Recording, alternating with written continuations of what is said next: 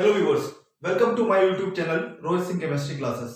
तो आज हम लोग एक नया टॉपिक देखेंगे, दैट इज सॉल्ट हाइड्रोलिसिस। तो हम लोग यूनिट 2 का लेक्चर नंबर 7 देखने वाले हैं। लेक्चर नंबर 6 में हमने देखा था क्लासिफिकेशन ऑफ सॉल्ट।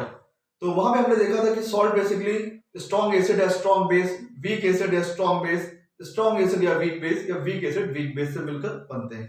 तो बेसिकली 4 टाइप के हमने सॉल्ट्स देखे थे। तो वो जो सॉल्ट्स हमने क्लासिफिकेशन में देखे थे, आज उन्हीं का हम हाइड्रोलिसिस पढ़ेंगे। हाइड्रोलिसिस में बेसिकली हम लोग देखेंगे हाइड्रोलिसिस कांस्टेंट क्या है, कैसे निकालते हैं। फिर हम लोग देखेंगे वाटर कांस्टेंट Kw क्या है। फिर हम लोग देखेंगे acid constant, base constant, degree of hydrolysis means the degree of hydrolysis alpha that characterised by various type of salts. और हम लोग देखेंगे how to calculate H+ concentration of salt and pH calculation of salt. तो इतना हम लोग calculation देखेंगे। तो आइए हम लोग स्टार्ट करते हैं। सब first of all salt hydrolysis. तो सबसे पहले आप देखेंगे सॉल्ट्स क्या होते हैं। ये हम आपको लास्ट क्लास में बता चुके हैं कि सॉल्ट्स बेसिकली क्या होते हैं, एसिड और बेस के कॉम्बिनेशन से बनते हैं। जैसे मैंने आपको कॉमन एग्जांपल बताया था HCl और NaOH। तो HCl और NaOH से कंबाइन होकर ये बनाते हैं NaCl प्लस वाटर। तो ये हो गया salt formation, salt of strong acid with strong base. अब देखना है हमको हाइड्रोलिसिस, उसको ब्रेक कर लेंगे हम। ये ब्रेक हो जाएगा ऐसे। हाइड्रो मींस होता है वाटर, हाइड्रो मींस वाटर, और लिसिस मतलब होता है ब्रेक डाउन। लिसिस मतलब ब्रेक डाउन। तो break down of salt in the presence of water, यानी आप बोल सकते हैं कि वाटर के प्रेजेंस में सॉल्ट का ब्रेक डाउन होना, वो कहलाएगा सॉल्ट हाइड्रोलिसिस। यानी कि जो हम सॉल्ट फॉर्मेशन देख रहे थे, एक आप थोड़ा डिटेल में देख लेते हैं। हम लोग सॉल्ट फॉर्मेशन में देखे HCl जो कि स्ट्रॉन्ग एसिड है, ये फॉर्म रिएक्ट कर रहा था NaOH से, यानी कि स्ट्रॉन्ग बेस से रिएक्ट हो रहा था, और ये बना रहा था NaCl प्लस वाटर। ये भी हमने यहां पे देखा। तो ये एसिड बेस से न्यूट्रलाइज हो रहा था, और न्यूट्रलाइज होने के बाद सॉल्ट बना रहा था। तो इसको हम बोलते हैं neutralisation reaction. This is called neutralisation reaction, या हम इसको बोल सकते हैं सॉल्ट फॉर्मेशन। दोनों एक ही चीज है, यानी कि एसिड बेस के साथ न्यूट्रलाइज हो रहा है और क्या बना रहा है, सॉल्ट। तो सॉल्ट फॉर्मेशन बोलिए या न्यूट्रलाइजेशन बोलिए। अब इसका उल्टा रिवर्सल ऑफ सॉल्ट फॉर्मेशन, यानी कि जो सॉल्ट बना है इसको आप वाटर के प्रेजेंस में, यानी इसको उल्टा कर लीजिए, ऐसे कर लीजिए। तो ये क्या होगा, ये ब्रेक डाउन हो जाएगा एसिड प्लस बेस में, यानी HCl प्लस NaOH। तो ये देखिए salt in the presence of water क्या हो गया, लिसिस हो गया, हाइड्रोलाइज हो गया, जिसमें एसिड एंड बेस, यानी salt get hydrolyse with water to form acid and base. तो आई होप आपको समझ में आया होगा कि सॉल्ट हाइड्रोलिसिस क्या है, सॉल्ट फॉर्मेशन का उल्टा प्रोसेस है। यानी सॉल्ट ब्रेक डाउन होगा in presence of water into acid and base. अगर सॉल्ट आपका स्ट्रॉन्ग एसिड स्ट्रॉन्ग बेस से मिलकर बना है तो स्ट्रॉन्ग एसिड और स्ट्रॉन्ग बेस में ही कन्वर्ट होगा। अगर सॉल्ट आपका स्ट्रॉन्ग एसिड और वीक बेस से बन के बना है, तो जैसे कि आपका CH3CON है, तो वीक एसिड यहाँ पे एसिटिक एसिड है, वो उसमें ब्रेक डाउन हो जाएगा, और NaOH स्ट्रॉन्ग बेस में। इसका उल्टा अगर स्ट्रॉन्ग एसिड और वीक बेस से मिलकर सॉल्ट बना है, जैसे कि अमोनियम क्लोराइड NH4Cl, तो वो ब्रेक डाउन होगा अमोनियम हाइड्रोक्साइड प्लस HCl में। तो इस प्रकार से various type of salts various type of acid और बेस में हाइड्रोलाइज होंगे। तो इसको हम डिटेल स्टडी करेंगे। तो आइए स्टार्ट करते हैं salt hydrolysis one by one.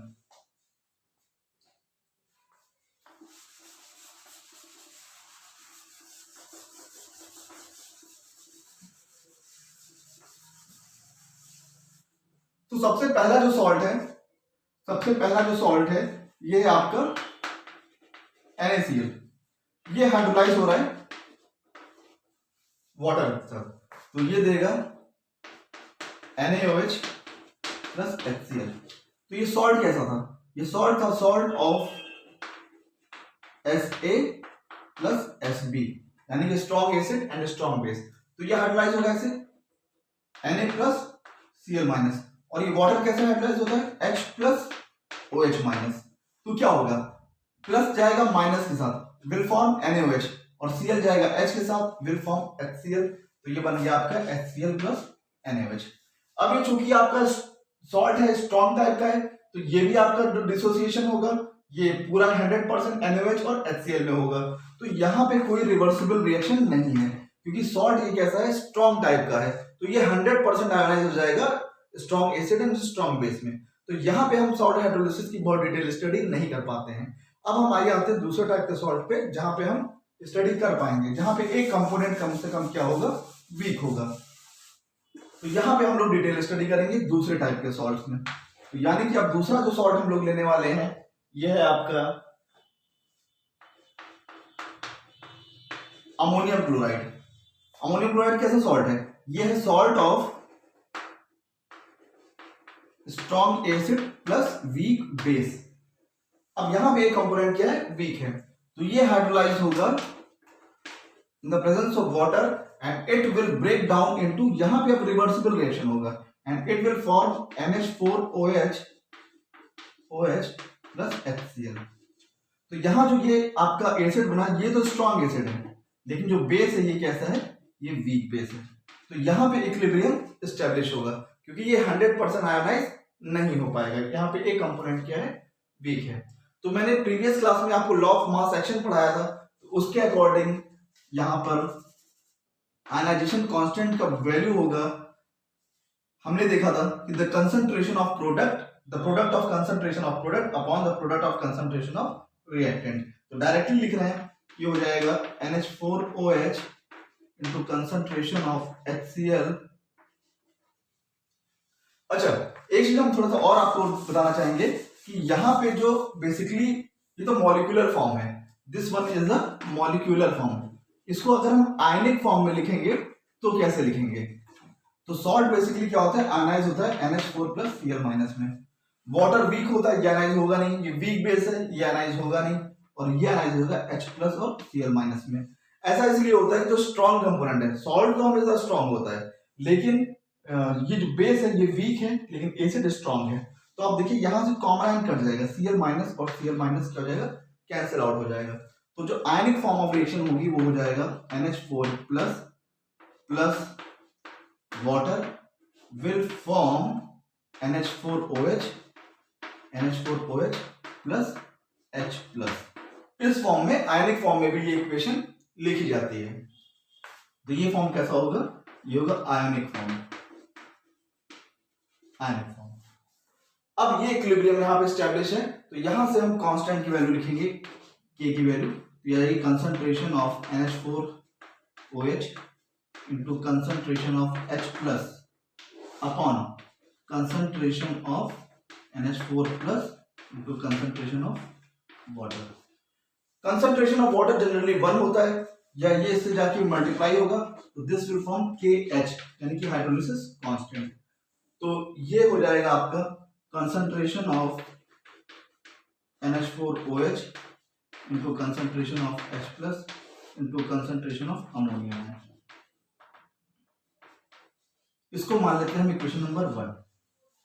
This is equation number 1। Similarly हम लोग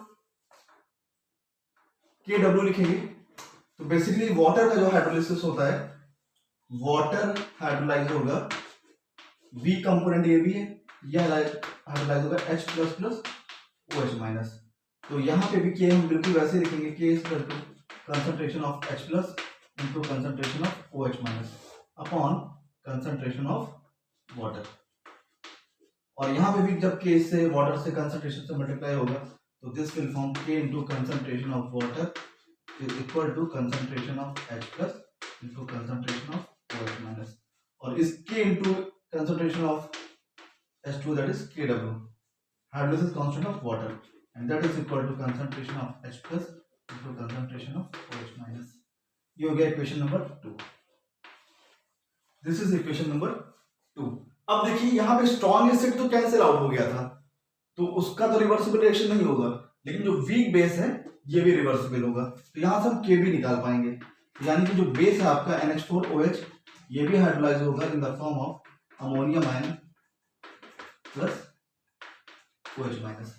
तो यहां भी लॉ ऑफ मास एक्शन लगाएंगे, लॉ ऑफ मास एक्शन लगाएंगे तो केबी की वैल्यू आएगी concentration of ammonium ion into concentration of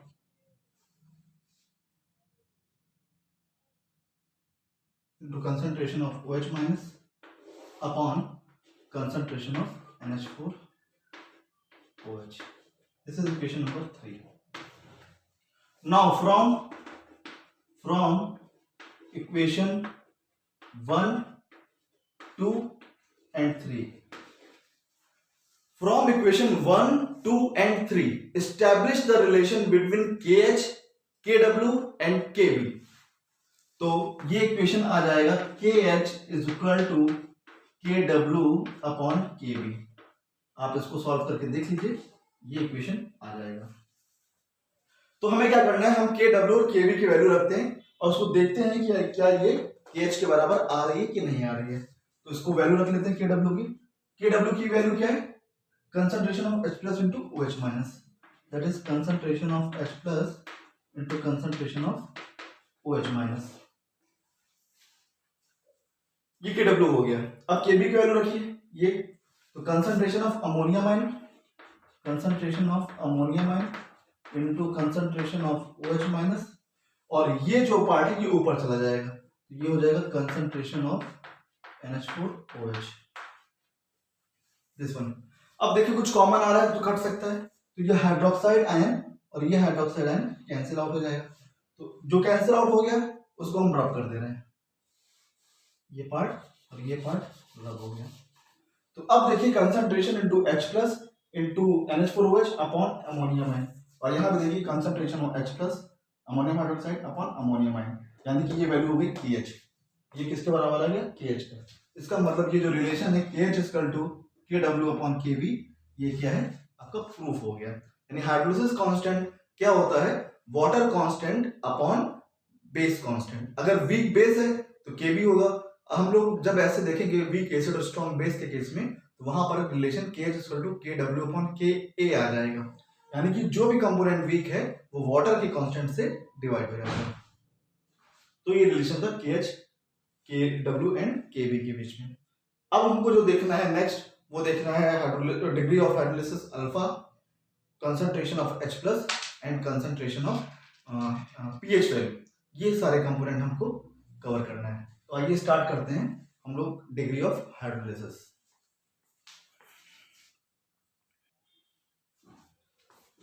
तो हम लोग अब नेक्स्ट देखने वाले हैं. अभी हमने क्या देखा कि ammonium ion plus concentration of water equilibrium and it will give NH4OH plus H plus. ये हमने देखा था आयनिक फॉर्म में इक्वेशन. ठीक है. तो जब रिएक्शन स्टार्ट हुई थी तो इनिशियल कंसंट्रेशन कितनी थी, C. ये हम लोग केमिकल इक्विलिब्रियम में जनरली देखते हैं. इनिशियल कंसंट्रेशन क्या थी, C. तो प्रोडक्ट कितना था, 0. कि इनिशियली तो जस्ट जो होल कंसंट्रेशन था रिएक्टेंट का ही था, प्रोडक्ट कुछ भी फॉर्म नहीं हुआ था. अब आप ये मान के चलिए कि यहां से कुछ प्रोडक्ट रिएक्टेंट से कुछ पार्ट टूट गया. जो पार्ट टूटा वो था C अल्फा. कितना पार्ट टूट गया, C अल्फा. तो ये भी 1 मोल है, ये भी 1 मोल है, तो यहां से भी कितना टूटेगा, C माइनस C अल्फा. तो जितना रिएक्टेंट से टूटता है उतना ही फॉर्म प्रोडक्ट क्या करता है, फॉर्म करता है. तो यहां से C अल्फा टूटा है तो बनेगा कितना, C अल्फा, और ये भी कितना बनेगा, C अल्फा. ये हो गया.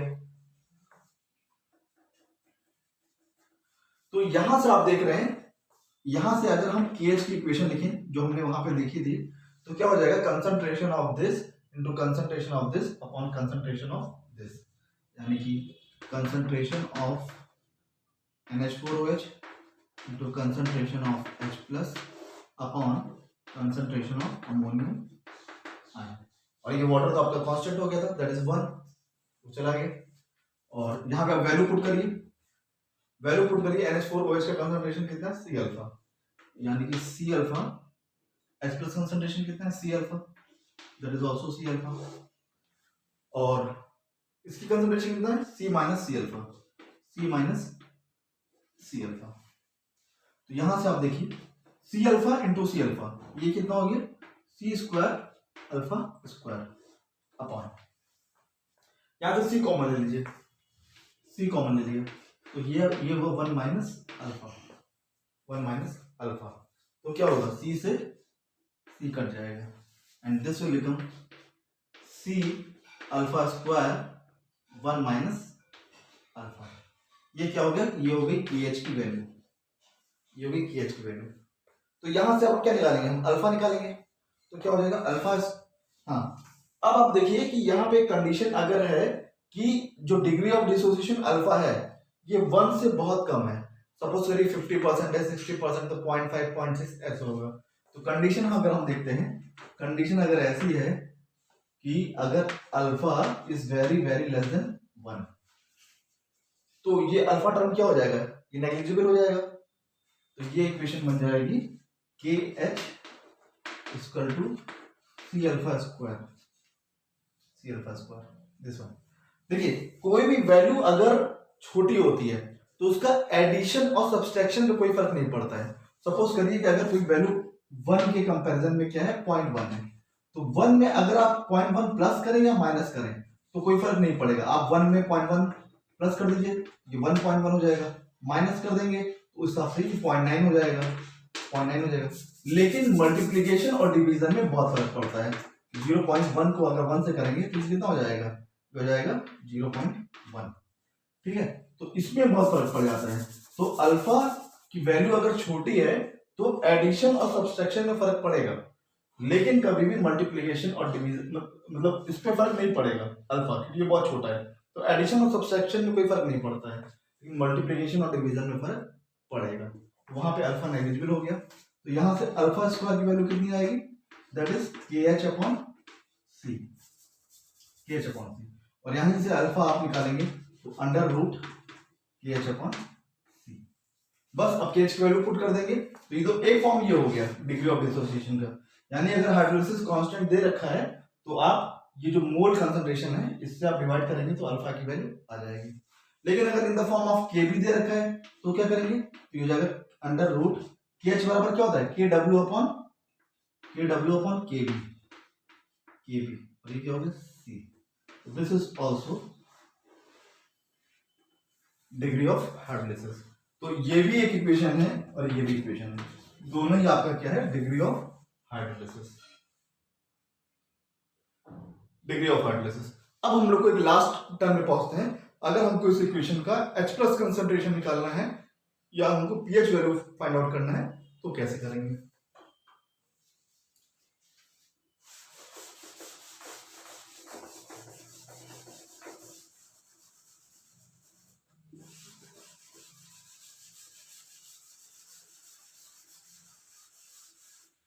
देखिए H प्लस कंसंट्रेशन यहाँ डायरेक्ट दे रखा है, H प्लस कंसंट्रेशन, तो H प्लस कंसंट्रेशन आ गया C alpha, that is C alpha. और H प्लस कंसंट्रेशन में अल्फा की वैल्यू रख दे, ये अभी हमने निकाला KW अपॉन KB C, ये अभी हमने जो इक्वेशन निकाला था वहां से लिया। अब C को अंदर लेके जाएं, ये जाएगा under root KW C square KB C, तो ये C से C कट गया तो क्या हो गया KW C upon KB, H plus equal to under root KW C upon KB। ये हो गया आपका हाइड्रोजन आयन कंसंट्रेशन। और यहीं से आपको निकालना है pH की वैल्यू। तो हमें पता है कि pH बराबर होता है minus log H plus concentration, pH equal to minus log H plus concentration. यानी कि इस H प्लस कंसंट्रेशन का अगर आप निगेटिव लॉग ले लें तो pH आपको ऑटोमेटिकली मिल जाएगा। तो इस इक्वेशन का हम लोग ले लेते हैं लॉग। तो हम लोग क्या लिखेंगे, ये इक्वेशन अगर हम फिर से इसको 4 मान लें, 1 2 3 मान ले चुके थे, इक्वेशन 4 है, तो take logarithm of H plus concentration, इसका लॉग लीजिए 4 इक्वेशन ऑफ इक्वेशन 4, लॉग लीजिए इसका, हो जाएगा log H plus is equal to इसको लॉग लीजिए, ये स्क्वायर रूट है तो ये हाफ में आ जाएगा, half log K W constant का प्लस हाफ लॉग सी, और ये के भी ऊपर जाएगा तो माइनस हो जाएगा, तो this one minus half log K B, this one. तो एक चीज मैं आपको बताना चाहूंगा,